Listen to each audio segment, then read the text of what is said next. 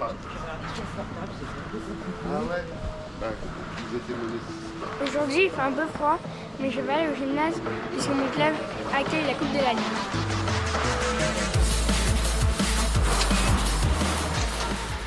La Coupe de la Ligue, c'est la coupe entre tous les clubs de la région Auvergne-Rhône-Alpes. Chaque club envoie sa meilleure équipe et on fait des matchs entre tout le monde. Tous les bénévoles se démènent pour accueillir tous les autres clubs, faire à manger et supporter notre équipe. Cette année, c'est nous qui avons gagné. Bon, pour être franc, j'ai pas fait beaucoup de bonnes vidéos, mais j'ai un truc super et j'ai interviewé des personnes de mon club. Je te les présente. Enzo, Hichem, Arthur et Milan. Peux-tu te présenter et quel est ton parcours? Du coup, je m'appelle Hichem Benaïssa, je suis joueur au Roquebrune cette année.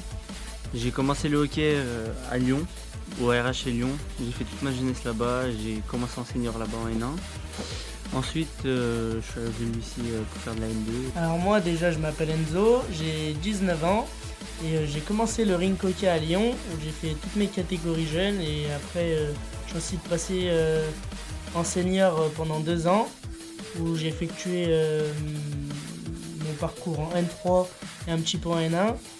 Et en 2022 j'ai été pris en équipe de France avec les U17 et maintenant je suis au Roquebrune, c'est ma 2e année.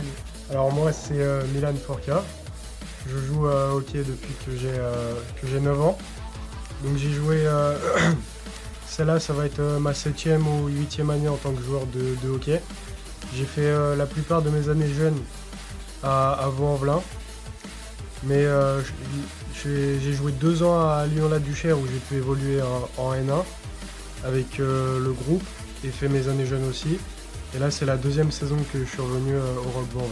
Alors je m'appelle Arthur Vallée, je suis joueur de rink hockey depuis que j'ai 4 ans, toujours au Roquebrune, j'ai toujours joué ici. Voilà, j'ai progressé dans les équipes jeunes à Vaux-en-Velin et je joue en senior depuis que j'ai 16 ans. Évidemment, ils ne disent pas tout. Enzo est mon coach, Arthur est un super entraîneur et le président du club, et Hichem et Milan sont une équipe de France aussi. Quel est ton numéro et pourquoi l'as-tu choisi? Alors mon numéro c'est le numéro 9 et j'ai ce numéro depuis toujours tout simplement parce que c'est ma date de naissance. J'ai choisi le 3 parce que c'était le seul numéro qui restait, mais de base je suis le 89 parce que quand j'étais petit j'ai joué avec le 8 et après quand je suis arrivé en senior j'ai commencé à jouer avec le 9, du coup j'ai assemblé les deux et ça m'a fait 89. Donc mon numéro c'est le numéro 5 et je l'ai choisi parce que quand j'ai commencé au hockey c'était le seul numéro disponible. Donc j'ai fait mes premières demi-finales avec le numéro 5 et depuis j'ai jamais changé. Moi j'ai le numéro 7 car quand j'étais petit mon joueur préféré c'était Jordi Adroer et du coup voilà pourquoi j'ai pris le numéro 7. Moi, mon numéro, c'est le 5.